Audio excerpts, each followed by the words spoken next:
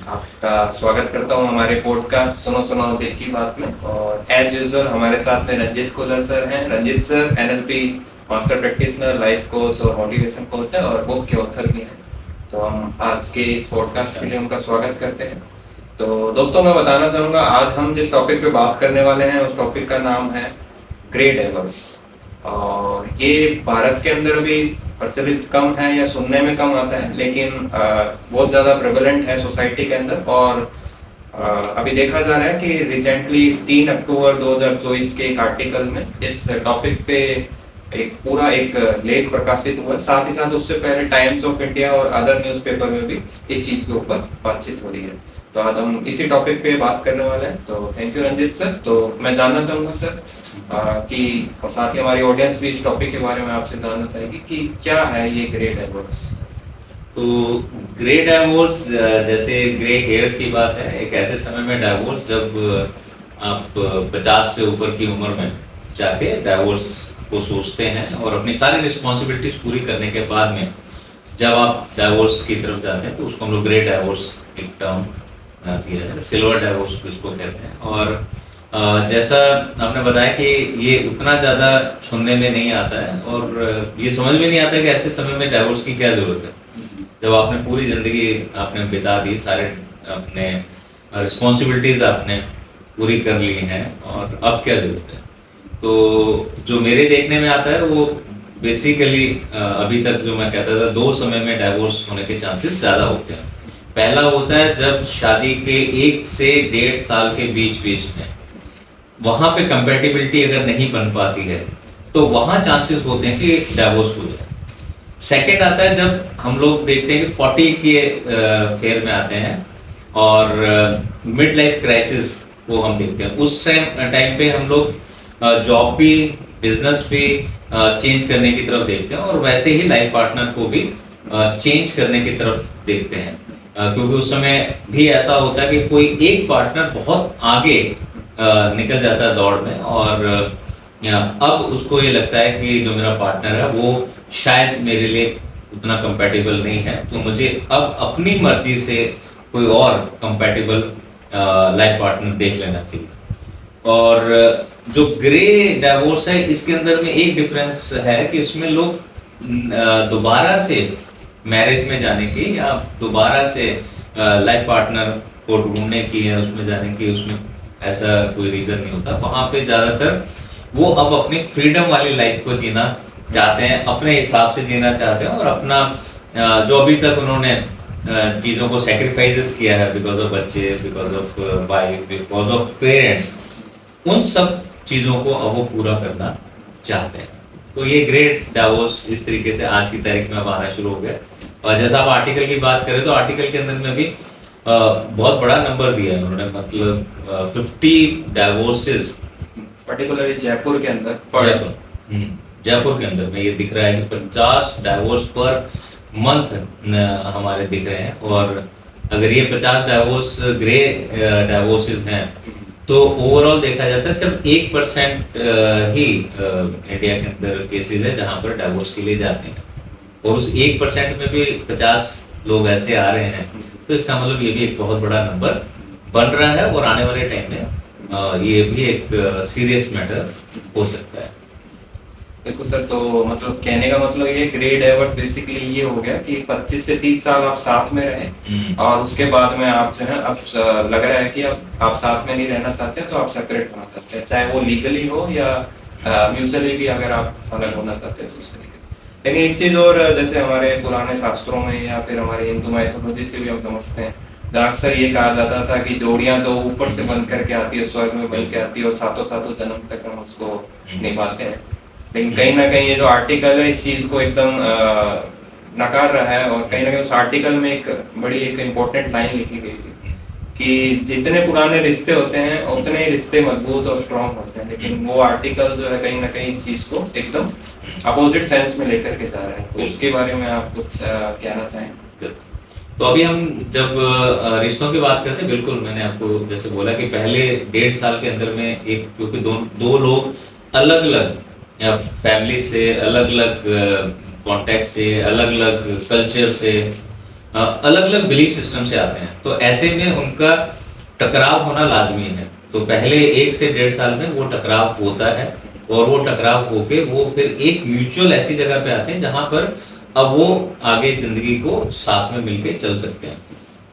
और यहाँ पर जब हम देखते हैं 55 ईयर की एज में, जहाँ पर कि एक अच्छी 20-25 साल का हम समय गुजार के आए हैं, और उसके बाद में अब वो अलग होने की बात करें तो अलग दोनों तरीके से ही है। जैसे 50 केसेस हमने बताया कि वो डाइवोर्स के कोर्ट में आए हैं, इसके अलावा कई ऐसे हैं जहाँ पे म्यूचुअली वो लोग अलग अलग अब रहना शुरू कर देते हैं, तो वो एक अलग केसेस है। लेकिन वो भी देखा गया है कि वो भी बहुत ज्यादा, क्योंकि वो न्यूज में नहीं आते हैं और लीगली नहीं जाते हैं, तो वो उसका कोई डाटा वगैरह भी हमारे पास में कैप्चर नहीं हो पाता है। कैप्चर हम सिर्फ उन्हीं चीजों को कैप्चर कर सकते हैं जिनका कोई डाटा अवेलेबल है कोर्ट की तरफ से, या जो भी एजेंसी है वो उस पर काम करते हैं। तो ये भी है, तो ये डाटा मेरे हिसाब से काफी ज्यादा हाई हो सकता है अगर वो डिस्क्लोज हो जाए। तो वो हाई हो सकता है। तो अब ऐसा क्या कारण है, तो हम ये देखते हैं कि मुझे ऐसा लगता है कि लॉकडाउन के बाद में ये चीज़ और ज़्यादा बढ़ी है। तो अब लॉकडाउन ने क्या किया है कि लॉकडाउन ने हमको 2 चीज़ें हमारे साथ करी। पहला कि हमें समय दिया है अपने आप पे फोकस करने का, और वहाँ पर इस रिलेशन को भी, क्योंकि लॉकडाउन के टाइम पे कपल साथ में रहे हैं, और कई जगह ऐसा रहा है कि बच्चे नहीं हैं, 2 लोग एक उम्र के बाद 45-50 साल के हैं जहाँ पे बच्चे अलग अलग जगह पे जॉब कर रहे हैं, पढ़ने गए हैं, तो उस टाइम पे वो लोग अकेले रह के एक दूसरे को और समय मिला जानने का। और ऐसे में वो लोग और ये चीज़ समझ पाए हैं कि कहाँ पर उनकी कंपैटिबिलिटी, अब उनको दरारें नजर आई हैं रिश्ते के अंदर, तो उन दरारों को देखते हुए वो अब आगे डिसीजन लेने को तैयार हो गए।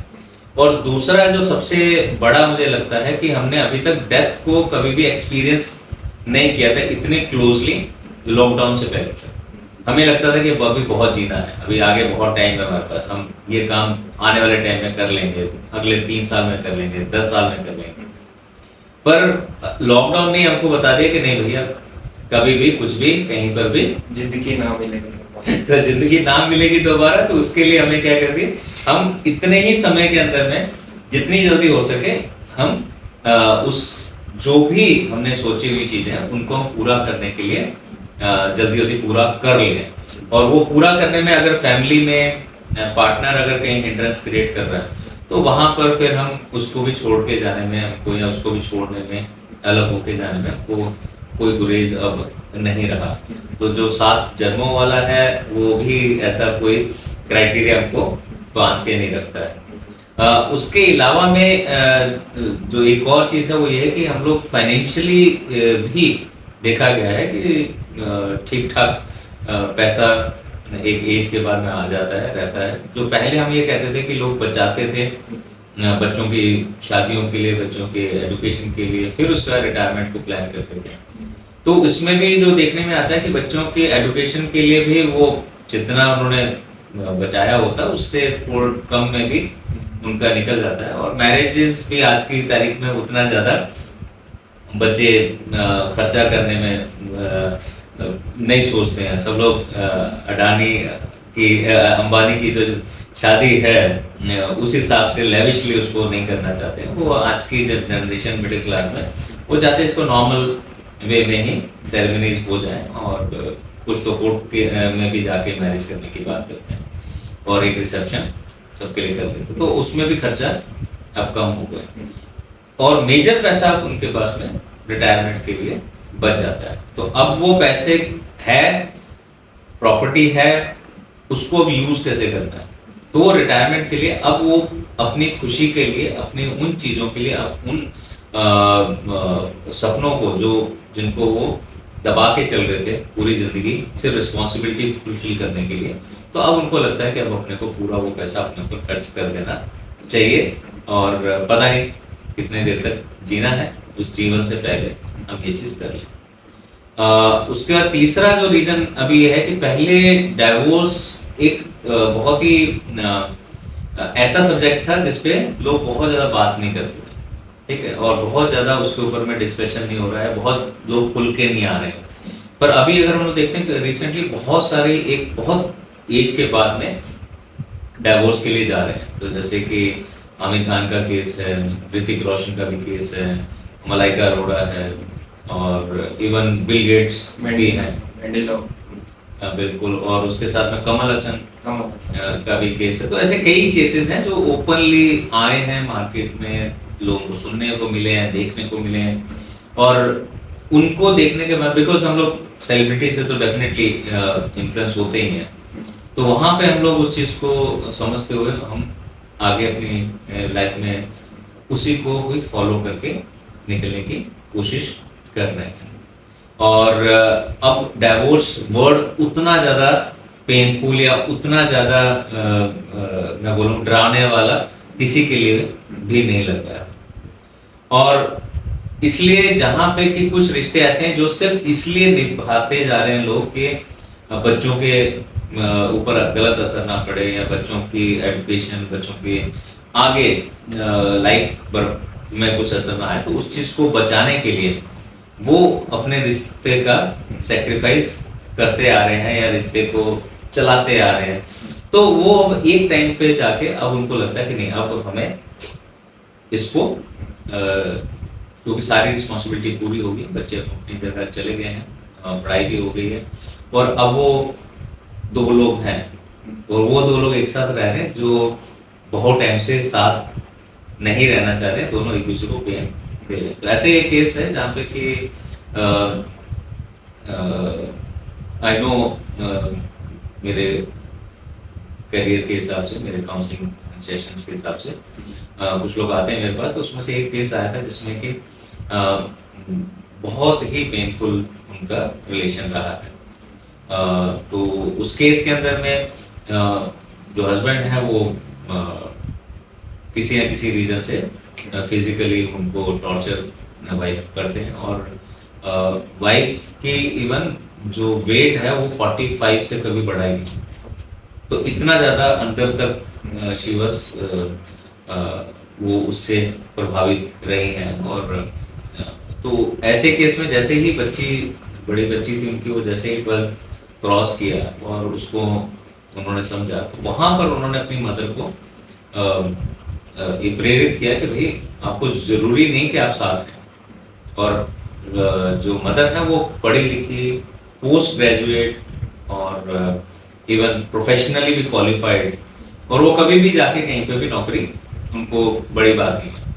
तो ऐसे में उनकी डॉटर ने उनको इस चीज़ के लिए मोटिवेट किया कि भैया आप जाइए, आप यहाँ से निकलिए, आप डाइवोर्स अप्लाई करिए और डाइवोर्स लीजिए, और अपनी ज़िंदगी को अच्छे से जिए। और वहाँ पे बच्चे मोटिवेट कर रहे हैं उनको कि आप जाके बाहर ज़िंदगी को देखें। और अभी वो केस तो चल रहा है उनका डाइवोर्स का, क्योंकि ये म्यूचुअली नहीं है, तो और एलिमनी की अमाउंट भी है, तो जिसको लेके अभी चल रहा है उनका केस। पर जो फीमेल हैं, जो लेडी हैं, वो अपने आप को अभी सक्सेसफुल पर्सन मान रही, जहाँ पे कि उन्होंने फाइनेंशियली भी खुद को इंडिपेंडेंट पूरे तरीके से कर लिया है। और ये भी कुछ केसेस हैं जहाँ पर कि इतने टाइम से वो पेन में जी रहे हैं, तो अब उनको उस पेन से निकल जाना चाहिए। तो ऐसे कुछ और केसेस भी हैं जिसमें कि सेम उनका हमेशा ही लड़ाई झगड़ा हो रहा है, और एक टाइम पे लगता है कि नहीं अब ये डाइवोर्स कर लेंगे, अब ही इनका डाइवोर्स या ये लोग अलग अलग सेपरेट हो जाएंगे। पर फिर कुछ नए टर्म्स एंड कंडीशन के साथ फिर दोनों फिर जुड़ते हैं, फिर उसके फिर आगे बढ़ते हैं कुछ साल, और लेकिन एक टाइम ऐसा आता है जहाँ पे उनको सेपरेट होना ही उनके लिए भी अच्छा है, और बाकी परिवार के लिए भी अच्छा होता है। उसके अलावा में अभी आज की तारीख में, क्योंकि सोशल मीडिया बहुत तरीके से अच्छा काम भी कर रहा है, वहाँ पर इस तरीके के जो केसेस आते हैं उनको जजमेंट के तरीके से नहीं देखा जाता, उनको एक इंडिविजुअल केसेस या इंडिविजुअल तौर पे देखा जाता है। और वहाँ पे सपोर्ट सिस्टम के लिए भी लोग आगे आते हैं, जहाँ पे लोग आगे बढ़ के उनको जो भी अगर सेपरेट होने के लिए या सेपरेट होने के बाद में उनके जो भी रिक्वायरमेंट्स, इमोशनल रिक्वायरमेंट्स है, उनको सपोर्ट करने के लिए वो आगे आते हैं। तो वो भी अभी बहुत सारा अवेलेबल है सपोर्ट सिस्टम भी। और इसके अलावा में जो राइट्स हैं ऑफ वुमेन, वो भी अभी लीगली भी लोग समझ रहे हैं, और उसको पता होने की वजह से भी अब वो उनको लगता है कि नहीं, टॉर्चर नहीं सहना अपने को अभी, चाहे थोड़ी जिंदगी बची है, उस जिंदगी को हम अच्छे से हम अपनी टर्म्स एंड कंडीशन पे भी जी सकते हैं, तो उसको हमें जीना चाहिए। और बच्चे बहुत सपोर्ट भी करते हैं, कई बच्चे तो खुद चला के जाके डिवोर्स के लिए भी अप्लाई करवा रहे हैं। और ये डिवोर्स भी एक तरीके से मैं बोलता हूँ कि ये अच्छा तो नहीं है, पर ठीक है, अगर उनको लगता है कि ये जरूरी है तो वहाँ पर डिवोर्स के लिए भी एक सॉल्यूशन है जिसपे, और आजकल कानून भी बहुत आसान हो गए हैं डिवोर्स पे जाके, डिवोर्स में आपको सेपरेट होने के लिए। बिल्कुल सर, तो आपने काफी सही कारण बताए क्या क्या कारण हो सकते हैं। बट डेफिनेटली अगर कोई बहुत एक्सट्रीम सिचुएशंस हैं, देन ओनली मेरे को लगता है कि हमें इस तरफ जाना चाहिए, क्योंकि उससे पहले बहुत सारे सॉल्यूशन की तरफ भी हम जा सकते हैं। काउंसलिंग हो गया और भी बहुत सारी, जिस पर हम अभी आपसे बात करेंगे। तो ये चीज है। तो बिल्कुल सर, मैं अभी नेक्स्ट क्वेश्चन यही आपसे पूछने वाला हूँ कि क्या सॉल्यूशंस हो सकते हैं, क्या इस एज में डाइवर्स ही लास्ट ऑप्शन है, या हम कुछ चीजें पहले ट्राई कर सकते हैं, या फिर देख सकते हैं क्या ऑप्शंस हो सकते हैं जिसके जरिए ये सिचुएशन ही क्रिएट ना हो। तो उसके बारे में आपके जानना चाहेंगे। तो अभी हम एक और कोट आता है कि एक non devil is better than the unknown devil. ठीक है, तो एक आदमी, एक पर्सन, एक लेडी के साथ में आप 20 साल तक, 25 साल तक जी रहे हैं, तो आपको उसके इन एंड आउट सब पता लग जाता है। तो ऐसे केस में उनके साथ मैनेज करना फिर भी आसान होता है। पर हाँ, स्टिल अगर उसके बावजूद भी आप उसको हैंडल, या आप उसको अपनी लाइफ को जी पा रहे हैं, तो आपको पूरा हक है और आपको जाना चाहिए सेपरेट होने के लिए। और लेकिन उससे पहले अगर आपको एक एज ऐसी है, जैसे मैंने आपको बोला कि मैरिज के 1 साल, तो इवन मैरिज से 1 साल पहले से ही आपको तैयारी करते समय अपने आप को इसमें ढालने के लिए आपको काउंसलिंग या किसी एक्सपर्ट स्पेशलिस्ट के पास जाके उनसे अपने थॉट्स को, अपने बिलीव्स को पे बात कर लेनी चाहिए। जैसे कि रिसेंटली अभी हम लोग एक देख रहे थे जहाँ पर फरहान अख्तर ने बात करी है कि वो इवन सेकंड मैरिज में जाने के बाद में इमीडिएटली 2 दिन बाद ही उनका काउंसलिंग सेशन था, और वो काउंसलिंग के लिए दोनों कपल गए हैं, और मैरिज से पहले से ही कपल काउंसलिंग ले रहे थे। तो ये एक ऐसा जरिया है जिससे हम अपने रिश्ते को भी बचा सकते हैं, और अपने रिश्ते को बचा के हम उसके अंदर भी अपनी लाइफ को फुलफिलमेंट की तरफ लेके जा सकते हैं। तो ये जरूरी नहीं कि इंडिविजुअल होके, अलग होके ही हम अपनी लाइफ को फुलफिल होता हुआ देख सकते हैं, साथ में रहते हुए भी देखा जा सकता है। क्योंकि जब हम लोग रिश्ते में होते हैं या जब हम ट्रबल में होते हैं, तो उस समय तक हमें बाहर की सपोर्ट की जरूरत होती है। और अब जब न्यूक्लियर फैमिलीज हो गई हैं, इवन रादर सोलो फैमिलीज हो गई, लोग सब अलग अलग अपने अपने जगह पे रह रहे हैं और इंडिविजुअल उसमें आ गए हैं, तो वहां पर कोई हमें बाहर से सपोर्ट किसी की मांगने में दरकार नहीं होनी चाहिए। और वही चीज मिड लाइफ क्राइसिस के टाइम पे भी, तो अब आप एकदम से अपना पूरा करियर चेंज कर रहे हैं, या पूरा लाइफ को चेंज कर रहे हैं, और इवन लाइफ पार्टनर चेंज कर रहे हैं, तो उसके लिए भी हमें पहले इस चीज के लिए तैयार होना चाहिए कि मैं इसकी जरूरत है भी या नहीं, या ये मेरा सिर्फ मोमेंटरी एक इमोशन है जो निकल के आ रहा है, उस इमोशन को मैं किस तरीके से और सेटिस्फाई कर सकता हूँ, और मैं आगे लाइफ को अच्छे से लेके जा सकता हूँ। तो वहां पर हमें इस चीज को किसी की एक्सपर्ट की एडवाइस ले लेनी चाहिए। इसके अलावा हम थोड़ा समय अलग रह के भी देख लेना चाहिए, है ना। कई बार ऐसा होता है कि हम जब थोड़ा दूर जाते हैं, तो वहां पर फिर हमें सामने वाले के होने की इम्पोर्टेंस भी पता लगती है, और उसको हम समझ भी पाते हैं, और सामने वाला भी समझ पाता है। और इसमें जैसे ही सेपरेट रह के कुछ समय तक, मे बी 1 महीना, 6 महीने, साल एक दूसरे से अलग रहते हैं, तो उससे हमें एक दूसरे की अहमियत पता लगती है और हम उस चीज़ को भी ट्राई कर सकते हैं कि फिर हम देखें। हाँ, उसके बाद भी लगता है कि नहीं अभी भी चीज़ें ठीक नहीं है, तो ठीक है, तो the last option is to go further, but divorce should be the last option in any age. तो ये चीज़ ज़रूरी है। तो these are the few of the solutions जो हम लोग इसको यूज़ कर सकते हैं। बिल्कुल सर, आपने काफ़ी अच्छे से इस टॉपिक के बारे में हमारे ऑडियंस को बताया है। तो मैं सबसे पहले तो आपका थैंक यू देना चाहूँगा कि आपने अपने एक्सपर्टीज से इस टॉपिक पे बात करी है। साथ ही मैं ऑडियंस से कहना चाहूँगा कि वो ज़रूर से अपना व्यू इस टॉपिक के बारे में क्या वो समझते हैं, वो अपना व्यू कमेंट के ज़रिए बता सकते हैं। साथ ही साथ आप जो भी टॉपिक्स हैं जिन पे हम बात कर रहे हैं, उसके अलावा आपके क्या सजेशंस हैं वो भी आप बता सकते हैं। किन टॉपिक पे हम आगे जा कर के बात करें, वो कमेंट के जरिए आप बताएंगे तो उस पर हम आप लोगों के लिए उस टॉपिक्स को लेकर के आएंगे और उस पर हम जरूर से एक पॉडकास्ट रिकॉर्ड करेंगे। और बिल्कुल हम लोग रिलेशनशिप पे कई और आयाम हो सकते हैं, उन सब पे जहाँ पर भी आप को लगता है कि आप स्टक हो रहे हैं जी, तो आप हमें बता सकते हैं। और या आपके आसपास के एनवायरनमेंट में अगर कहीं कुछ आप देखते हैं तो आप वो भी शेयर कर सकते हैं, तो उस पर हम लोग बात जरूर करेंगे। Thank you. Thank you sir.